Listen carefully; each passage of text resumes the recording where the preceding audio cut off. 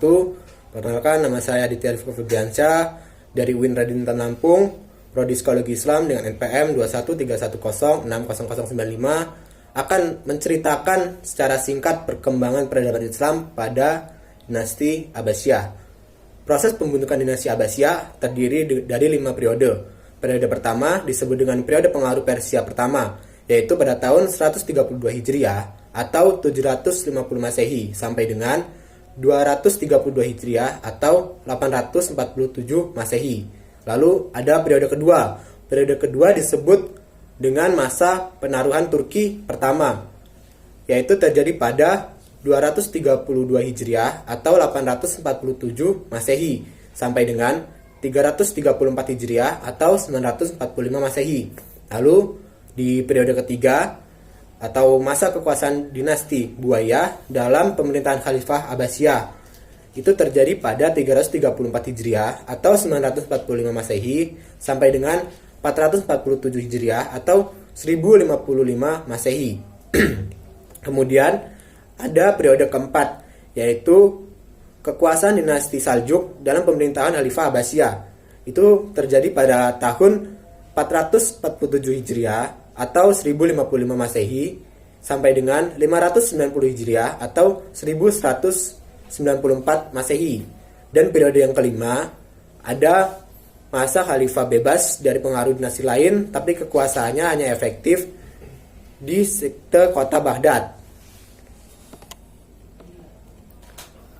Pemerintahan dinasti Abbasiyah.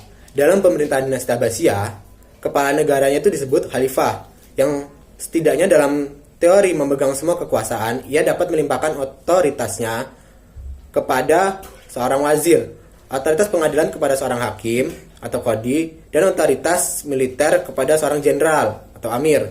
Namun, khalifah tetap menjadi pengambil keputusan akhir dalam semua urusan pemerintah. Dalam melaksanakan fungsi dan tugas pemerintahannya, Khalifah Baghdad mengikuti pola administrasi Persia, penolakan masyarakat terhadap pemerintah sekuler.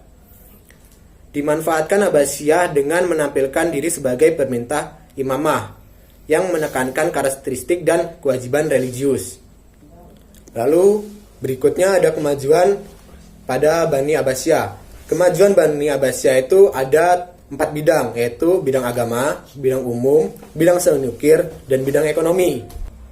Di bidang agama, antara lain itu kemajuan di bidang ulumul Quran, ilmu tafsir, hadis, ilmu kalam, bahasa, dan fikih.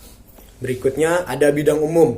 Bidang umum diantara lain bidang filsafat, logika, metafisika, matematika, ilmu alam, geometri, aljabar, aritmatika, musik, kedokteran, kimia, sejarah, dan sastra.